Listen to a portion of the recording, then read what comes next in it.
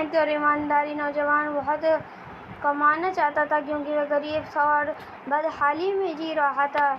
उसका सपना था कि वह मेहनत करके खूब पैसे कमाए और एक दिन अपने पैसे से एक कार खरीदे। जब भी वह कोई कार देखता तो उसे अपनी कार खरीदने का मन करता। कुछ साल बाद उसकी अच्छी नौकरी लग गई, उसकी शादी भी हो गई और कुछ ही वर्षों में वह एक बेटे का पिता भी बन गया। सब कुछ ठीक चल रहा था, मगर फिर भी उसे एक दुख सताता था कि उसके पास उसकी अपनी कार नहीं थी।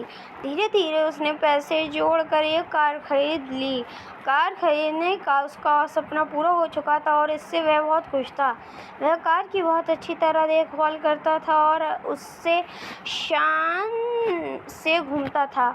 एक दिन रविवार को वह कार को रगड़ रगड़ कर धो रहा था, यहाँ तक कि गाड़ी के टायरों को भी चमका रहा था। उसका 5 वर्ष का बेटा भी उसके साथ था। बेटा भी पिता के आगे पीछे घूम घूम कर कार को साफ होते देख रहा था।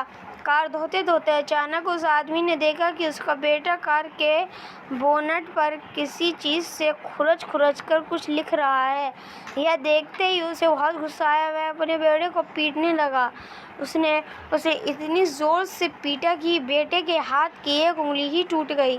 दरअसल वह आदमी अपनी कार को बहुत चाहता था और वह बेटे की इस शरारत को बर्दाश्त नहीं कर सका। बाद में जब उसका गुस्सा कुछ कम हुआ तो उसने सोचा कि जाकर देखूं कि कार में कितनी खरोंच लगी हैं। कार के पास जाकर देखने पर उसके होश उड़ गए।